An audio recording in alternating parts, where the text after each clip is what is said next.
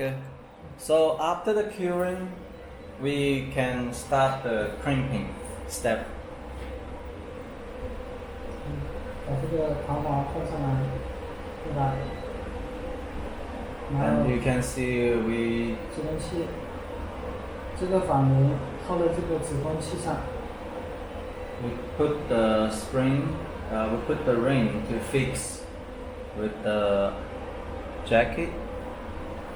外皮，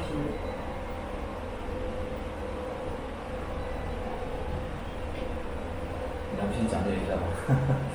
我跟不上你的这个，你说的一步骤我没讲。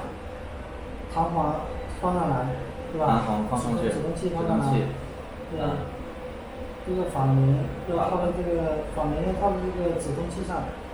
反轮还不拉？啊，放到这个止痛器上面是吧？对，今天它拉力，然后在那边，然后这个是这个东西要套在上面，卡住它啊。对对对。重来2遍，它重来了。有点东西。重来。这个反轮短。压件其实算是这个手工操作里面比较重要的。咱们可能感兴趣。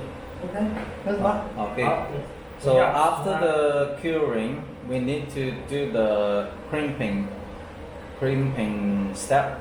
So this is the last step for the connector assembling before final step before finish the connecting.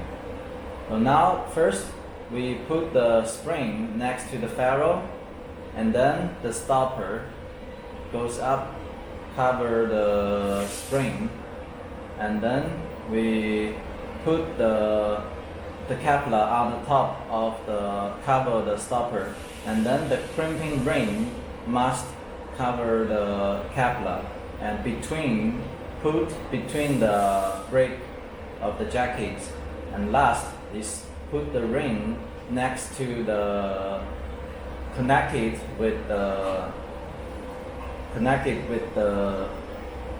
crimping ring. After this, we can use the crimping machine to do the crimping. If one shot you think crimping not very well, we can do 2 times. 2 times.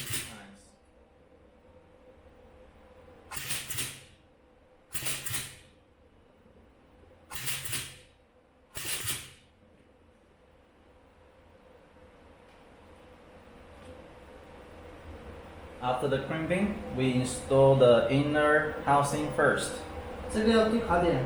Be careful, you need to find out the correct position. Because on the inner jackets, we have a sleeve for fixing. We need to find the right position.